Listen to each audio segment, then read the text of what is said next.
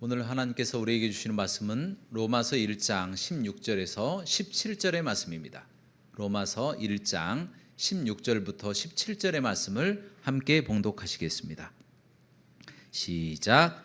내가 복음을 부끄러워하지 아니하노니 이 복음은 모든 믿는 자에게 구원을 주시는 하나님의 능력이 됨이라. 먼저는 유대인에게요 그리고 헬라인에게로다. 복음에는 하나님의 의가 나타나서 믿음으로 믿음에 이르게 하나니 기록된 바 오직 의는 믿음으로 말미암아 살리라 함과 같으니라. 아멘. 오늘 말씀의 제목은 복음으로 세상을 살리는 교회입니다. 따라하시겠습니다. 복음으로 세상을 살리는 교회. 여러분들에게 퀴즈 하나 내도록 하겠습니다. 여러분도 잘 아시는 미운 오리 새끼라고 하는 동화의 작가 안데르센의 나라가 어디일까요? 잘 모르시겠죠? 다행입니다. 힌트를 드리도록 하겠습니다. 장난감이 너무 비싸서 이 부모님들의 등골이 휜다는 레고의 나라 어디입니까? 맞습니다. 덴마크. 덴마크입니다. 네, 감사합니다. 이 나라는요, 세계에서 국내 총 생산이 10위권 안에 드는 나라라고 합니다. 그리고 세계에서 행복 지수가 두 번째로 높은 나라. 정말 나는 이 나라에서 사는 것이 행복하다. 그렇게 느끼는 사람들이 많은 나라라고 합니다. 그리고 충격적인 것은 그 나라 남성들의 평균 키가 181cm라고 합니다. 네, 그런 거인족 속 바이킹의 나라가 바로 덴마크입니다. 여러분, 물론 이 나라가 처음부터 이렇게 잘 살고 행복한 것은 아니었습니다. 본래 이 나라가 굉장히 큰 나라였어요. 덴마크, 노르웨이, 스웨덴 이 나라가 본래 하나였습니다. 하나. 그런데 이 나라가 그때에는 독일하고 붙어도 이길 정도로 굉장히 힘센 나라였었는데 노르웨이하고 스웨덴이 독립하면서 아주 약하게 변질되게 되었다라는 것입니다. 또 그 나라는 3개월 동안 해가 뜨지 않는 극야가 찾아온다고 합니다. 그리고 더군다나 나머지 9개월도 안개나 구름 때문에 해가 거의 뜨지 않아요. 사람들의 마음이 참 우울하고 너무 힘들었다라고 합니다. 더군다나 지하 자원도 없어요. 그리고 땅을 보니까 좋은 땅은 독일에게 다 뺏겨 버리고 그냥 있는 땅은 농사 짓지 못한 황무지였다라는 거예요. 굉장히 좋지 않은 땅만 가지고 있는 겁니다. 또 거기에 독일하고 또 전쟁이 붙었어요. 또 그 전쟁에서 지고 말았다라는 겁니다. 그로 인해서 국립은행이 파산해 버렸어요. 모든 나라 사람들이 점점 가난해지는 겁니다. 먹고 살 길이 없어요. 사람들이 다 시리에 빠져서 방법이 없으니까 술이나 먹고 도박이나 하고 방탕에 빠지게 되었다는 거예요. 나라 전체가 다 안 좋은 방향으로 기울게 되었다는 겁니다. 자, 그 상황에 정말 혜성처럼 등장하여서 나라를 일으킨 사람이 한 명 있습니다. 그 사람이 누구입니까? 여러분도 잘 아시는 구룬투비 목사님입니다. 목사님이 갑자기 혜성처럼 등장을 한 거예요. 그러더니 사람들에게 속히 회개하고 개척하는 심정으로 이 나라를 일으켜 세우자라고 사람들에게 설교하기 시작합니다. 그래서 이 복음의 이 모토, 하나님 사랑, 이웃 사랑, 땅을 사랑, 이와 같은 이 복음적인 모토를 내세우면서 사람들에게 희망을 주는 설교를 하기 시작했어요.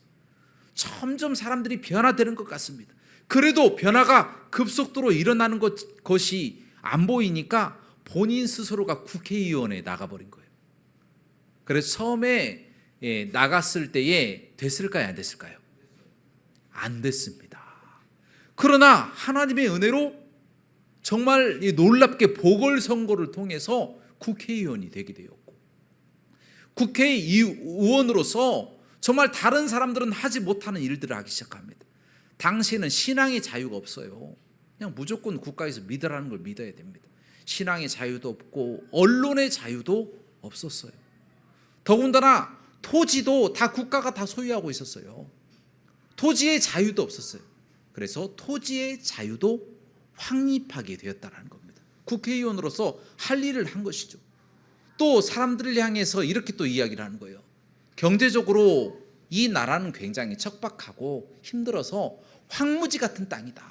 그래서 우리가 먹고 살기 위해서는 낙농업을 해야 된다. 낙농업이 무엇이냐면 우유를 생산하여서 그것을 가공하여서 만드는 버터나 치즈, 요구르트 등 이런 낙농업을 해야 된다. 그렇게 주장을 했던 사람입니다. 사람들에게 가는 곳마다 이런 이야기를 하기 시작하는 거예요. 그런 이야기들을 듣고 사람들이 점점 그 말씀에 변화가 되고 점점 이 사람이 하는 내용에 정말 이 마음이 빼앗겨서 이제는 정말 이 나라를 위해서 개척하는 마음으로 우리가 낙농업을 해야 되겠다. 우리 죄를 회개하고 우리 자녀들을 올바로 교육하며 살아가야 되겠다. 최선을 다해서 우리가 술과 도박과 나쁜 것들을 끊고 이제 주님을 위해서 달려가야 되겠다 라고 하는 마음으로 나아갔다는 겁니다. 그 결과가 어떻게 됐습니까? 지금의 덴마크가 이루어지게 되었다는 겁니다. 세계에서 두 번째로 행복지수가 높은 나라. 많은 사람들의 그 복지가 얼마나 그 나라가 좋은지 모릅니다. 모든 나라가 부러워할 정도로 또 1인당 국내 총생산이 10위권 안에 드는 나라가 되었다는 것입니다. 이처럼 구른투비 목사님, 복음적인 모토를 가지고 시작했던 구른투비 목사님의 회개의 촉구, 그리고 올바른 상황 판단, 또 그것을 바로 따르며 회개하고 변화되고 나라를 위해서 개척하는 심정으로 낙농업에 최선을 다했던 모든 국민들을 통하여 그 나라가 행복하고 또 잘 사는 나라가 되었다는 것입니다. 여러분, 놀랍게도 그 근처에 있는 스웨덴, 또 노르웨이, 또 미국이나 또 호주, 또 아이슬란드, 이런 나라들은 세계 10대 국내 총생산에 들어가는 나라인데, 이런 나라들은 공교롭게도 다 복음이 들어간 기독교인이 대부분인 나라, 이런 나라가 바로 복을 받게 되었다는 것입니다. 그래서 그 나라들이 잘 살게 되고 정말 행복하게 되고 행복지수가 높은 나라가 되었다라고 하는 것이 또 오늘 이 말씀의 기조입니다. 그런데 문제가 하나 있어요. 그렇다면 질문을 어떤 사람이 딱 던집니다. 어떤 질문 던지냐면, 아니 그러면 복음을 받아들이고 예수님 잘 믿으면 무조건 잘 살고 행복해집니까? 라고 하는 질문입니다. 여러분 어떻게 생각하십니까? 예수님을 잘 믿고 복음을 받아들이면 무조건 잘 살고 행복해진다고 생각하십니까? 성경은 꼭 그렇게 그런 것이 맞다 이렇게 이야기를 하지 않고 있습니다. 왜냐하면 요한복음 7장에 보면 예수님께서 유대인들에게 하나님의 복음을 선포하고 다니셨어요. 그런데 이상하게 유대인들이 예수님을 죽이려고 하였다는 것입니다. 그래서 예수님께서 아직 자신의 때가 이르지 아니하였기 때문에 아직은 돌아가시면 안 돼요. 그래서 유대인들이 많았던 유대 지역으로 가지 않으시고 자신의 고향이었던 갈릴리 그 지역만 돌아다니시면서 복음을 선포하고 계시는 겁니다. 그러니까 자신의 이 친동생들이 있잖아요. 이 동생들이 예수님을 아주 못마땅하게 생각하고 미친 사람이다, 미쳤다 이렇게 생각을 한 거예요. 그래서 예수님 보고 정말 너무 밉고 그리고 미친 사람으로 생각되었기 때문에 예수님 보고, 아니 유명해지려면 이 좁은 땅 갈릴리에 있지 말고 유대 땅으로 가시라고 이런 식으로 예수님을 비아냥거리며 이야기했다라는 것입니다. 무슨 이야기예요? 유대 땅으로 가서 복음 전하다가 차라리 죽어버려라, 이런 이야기까지 할 정도로 굉장히 예수님은 모욕을 당했다라는 것입니다. 이처럼 복음을 선포하시는 예수님조차도 유대인들에게 죽임을 당하려고 하고 또 자신의 친동생들에게 비난을 당하고 미친 사람 취급 당했던 것처럼 반드시 복음을 내가 믿고 있고 예수님을 잘 믿는다고 해서 반드시 잘 살고 행복하게 될 것이다, 이 땅에서 아무런 문제가 없을 것이다 라고 생각하는 것은, 그것은 성경적인 내용은 아니다라는 것입니다. 자, 그렇다면 이렇게 또 생각을 해볼 수가 있습니다. 그렇다면 우리가 복음을 왜 믿어야 됩니까? 왜 우리가 예수님 믿고 왜 우리가 조금이라도 손해를 봐야 됩니까? 라고 질문할 수가 있습니다. 그러나 그 질문 이전에 복음이란 무엇인가, 복음이란 굿뉴스라고 하잖아요. 복음이란 무엇인가, 이 부분에 관해서 먼저 질문을 던져야 됩니다. 자, 그 복음에 관하여 요한 1서 4장 10절 말씀에 이렇게 기록되어 있습니다. 자, 다 함께 봉독하도록 하겠습니다. 시작. 사랑은 여기 있으니 우리가 하나님을 사랑한 것이 아니요 하나님이 우리를 사랑하사 우리 죄를 속하기 위하여 화목 제물로 그 아들을 보내셨음이라. 아멘. 복음이란 무엇이냐면 구원받을 가능성이 없는 사람에게 구원받을 가능성을 주시기 위해서 예수 그리스도란 분이 우리 죄를 대신해서 화목제물로 이 땅에 오신 사건, 그것을 믿는 것이 바로 복음이다라는 거예요. 그래서 요한복음 3장 16절에 나와 있는 것처럼 그 예수님을 내가 믿으면 멸망당할 우리가 멸망당하지 않고 생명을 얻고, 지옥에 들어가야 될 우리가 심판받지 않고 영생을 얻게 하신다라고 하는 것, 그것이 바로 복음이다라는 거예요. 예수님 믿으면 우리가 구원받고 우리의 영혼이 천국에 들어가고 영생을 얻게 되는 것, 그것이 바로 복음의 핵심 내용이다라는 것입니다. 이게 어떻게 보면 이게 구원과 잘 사는 것과는 그렇게 굳이 연결하려고 하면 연결이 잘 안 돼요. 상관관계가 형성이 잘 안 된다라는 겁니다.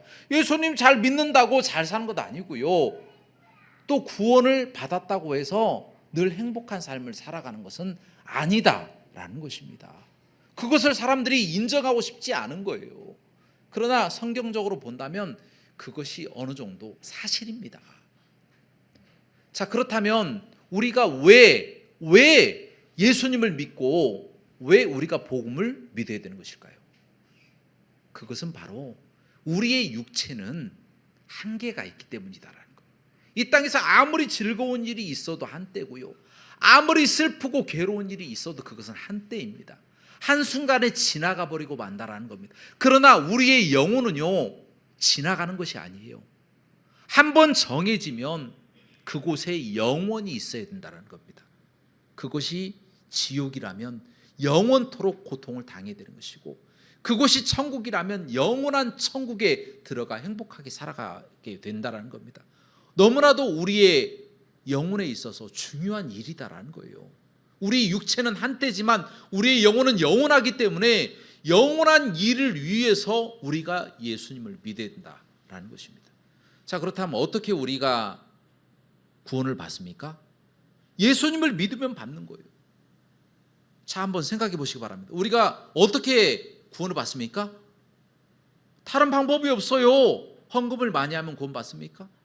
착한 일을 하면 구원 받습니까? 얼굴이 예쁘고 잘생기면 구원 받습니까? 아니라는 것입니다. 예수님을 믿어야만이 구원을 받는다라는 거예요. 너무 쉽잖아요. 너무 쉬워요. 예수님을 믿기만 하면 구원 받으니까. 그래서 어떤 사람들은 너무 쉬우니까 너무 이게 단순한 거 아니야, 단순하고 심오한 진리가 없어, 여기는 진리가 없는가 봐, 여기에 무엇인가를 좀 더해야 되는 것 아니야? 라고 이야기를 하면서 그것이 구원의 방편이 아닌 것처럼 그렇게 이야기하는 사람들도 있다라는 것입니다. 그래서 어떤 구원을 이런 식으로 만들어놔요. 불쌍한 사람들을 돕고 가난한 사람들에게 손을 벌리고 또 약한 자를 돕고 소외된 사람을 일으켜 세워주는 것, 이것이 바로 구원의 방법이야 라고 하면서 조금 구원을 복잡하고 어렵게 계속해서 만들려고 하는 욕망을 갖게 된다라는 것입니다. 그렇게 만들어놔요. 여러분, 그것이 중요한 일이긴 합니다. 가난한 사람 돕고 불쌍한 사람 돕고 또 약하고 소외된 사람들을 끌어안아주고 보듬어주는 것은 교회가 당연히 해야 될 일입니다. 그러나 문제는 그렇다고 해서 그것이 구원과 등식이 성립되지는 않는다라는 겁니다. 그것이 구원받는 복음입니까? 그것이 복음은 아니라는 거예요. 복음은 무엇이냐? 단순합니다. 예수님 믿으면 멸망당할 우리가 천국에 들어간다. 이것이 복음입니다. 할렐루야. 너무 단순하고 쉬운 거예요. 그러니까 그것을 어렵게 만들려고 노력한다라는 겁니다. 희석시킨다고 이야기를 하잖아요. 물에 꼭 뭐를 타듯이 희석시켜서 올바른 이 복음의 진수를 보지 못하게 만들어 버린다는 것입니다. 그리고 또 어떤 사람들은 또 그렇게 이야기를 합니다. 이 구원이 너무 극단적이다. 아니 예수님 믿으면 천국 가고 예수님 안 믿으면 지옥 가고 너무 극단적이니까 타 종교인들도 다 지옥 가고 안 믿으면 지옥 가고 아유 그런 게 어디 있어 라고 이야기하는 사람들도 있어요. 그러나 성경은 무엇이라고 이야기합니까? 사도행전 4장 12절입니다. 우리 다 함께 봉독하시겠습니다. 시작. 다른 이로서는 구원을 받을 수 없나니 천하 사람 중에 구원을 받을 만한 다른 이름을 우리에게 주신 일이 없음이라 하였더라. 아멘. 예수님 외에는 구원이 없는데 자꾸 무엇인가 구원을 이끌어내려고 해요. 다른 종교에서 이끌어내려고 하고 어떤 선한 일에서 행위를 통하여 무엇인가 만들어내려고 한다라는 겁니다. 그러나 성경은 분명하게 이야기하기를 극단적인 게 아니에요. 너무 쉬운 거죠. 예수님 믿으면 구원받는다. 아니면 멸망한다. 라는 단순한 구원의 진리를 이야기를 하는데 너무 쉬우니까 그것을 믿지 않는 거예요. 오히려 그 복음을 훼손시키고자 타 종교에도 구원이 있어 종교다원주의를 이야기하고 너도 좋고 나도 좋고 함께 그냥 구원받는 거 아니야. 이래야 세계가 평화롭지 라는 식으로 이야기를 하면서 이 복음의 진리를 훼손시켜버린다는 겁니다. 그런 사람들에게는 죄송하지만 능력이 나타나지 않습니다. 여러분 오늘 본문 말씀 로마서 1장 16절 말씀에 무엇이라고 기록되어 있어요? 우리 다 함께 봉독하도록 하겠습니다. 시작. 내가 복음을 부끄러워하지 아니하노니 이 복음은 모든 믿는 자에게 구원을 주시는 하나님의 능력이 됨이라. 먼저는 유대인에게요 그리고 헬라인에게로다. 아멘. 이처럼요 능력은 믿는 사람에게만 나타난다라는 거예요. 예수님을 믿는 사람들이 그 능력을 힘입어서 구원받는 것이고요. 믿지 않는 사람은 아무리 노력하고 아무리 손을 하나님을 향하여 펼친다고 하더라도 예수님을 믿지 않으면 구원에 도달할 수가 없는 거예요.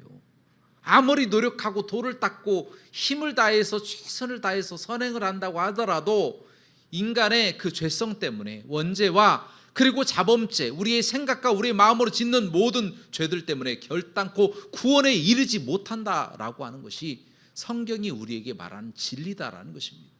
그러므로 우리가 해야 될 일은 무엇입니까? 예수님을 믿어야 된다는 거예요. 믿으면요 아무것도 아닌 것 같지만 그것에서 하나님을 아는 하나님의 의가 우리 속에서 나와 그래서 그 의를 통하여 믿음으로 믿음에 이르게 하여 우리가 의인이 되어 하나님의 나라에 들어가게 되어진다는 것입니다. 이것이 은혜인 줄로 믿습니다. 복잡하게 얘기할 필요 없어요. 그냥 복음은 예수님 믿으면 구원받습니다. 이것이 복음의 진수이고 다른 것이 없어요. 너무 쉽고 너무 단순하니까 사람들이 믿지 않으려고 한다는 거예요. 안 믿으니까 믿음의 능력이 나타나지 않는 것이죠. 자, 그래서 결론적으로 말씀드린다면 예수님을 잘 믿고 복음을 받아들이는 것과 잘 살고 행복한 것 그런 부분들은 어떻게 보면 상관관계가 좀 형성되지 않는다. 상관관계가 없다, 관계가 없다 이렇게 말씀드릴 수가 있습니다. 그러면 어떤 분들이 또 이렇게 질문을 해요. 마지막입니다. 마지막 부분인데 어떤 분들이 또 이렇게 질문해요. 그러면 예수님 믿어도 우리 이 땅에서 잘 살지도 못하고 그럼 기도는 뭐 하려고 하는 겁니까? 예수님이 어차피 함께 하시지도 않고 어차피 복도 안 주시는데 왜 우리가 예수님을 그렇게 꼭 억지스럽게 막 믿어야 됩니까?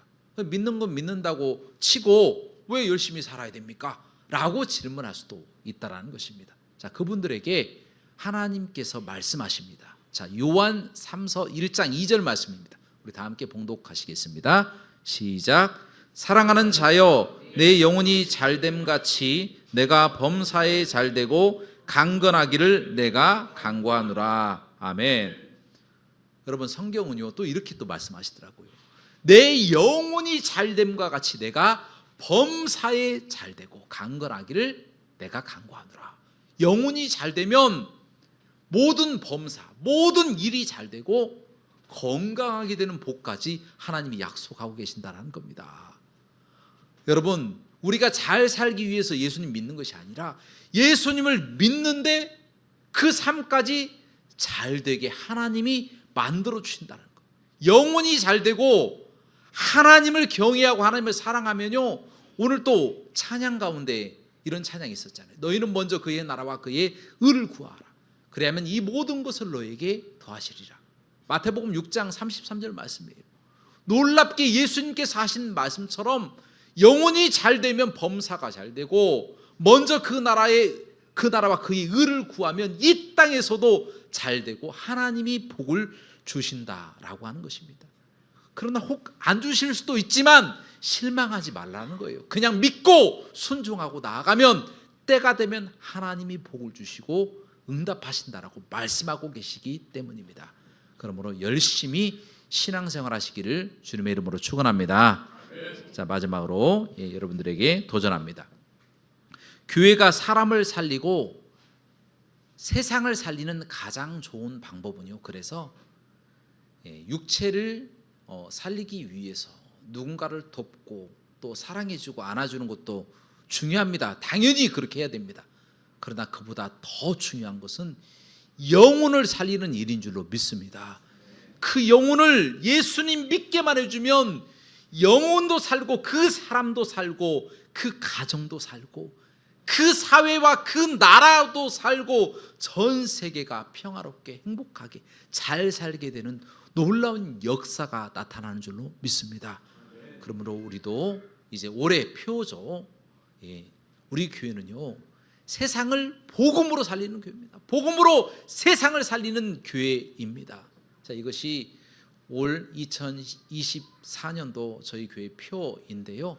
이제 복음으로 사람을 살리고 그 영혼을 살리고 가정과 사회를 살리고 이 나라를 살리기 위해서 열심히 하나님의 복음을 선포하며 살아가시는 저와 여러분들의 삶이 되시기를 주님의 이름으로 축원합니다. 함께 기도하시겠습니다. 사랑과 은혜가 풍성하시고 자비로우신 하나님, 저희를 구원하여 주셔서 감사합니다. 하나님, 너무 단순하지만 이 진리가 너무 크기 때문에 저희가 그동안 감사함을 몰랐음을 용서하여 주시고 앞으로는 이 감사한 마음으로 믿지 않는 영혼들에게 다른 것도 주는 것도 좋지만 가장 좋고 큰 것, 바로 영혼을 살리는 복음을 선포할 수 있도록 인도하여 주옵소서.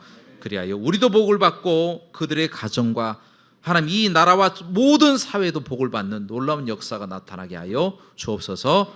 예수님의 이름으로 기도합나이다. 아멘.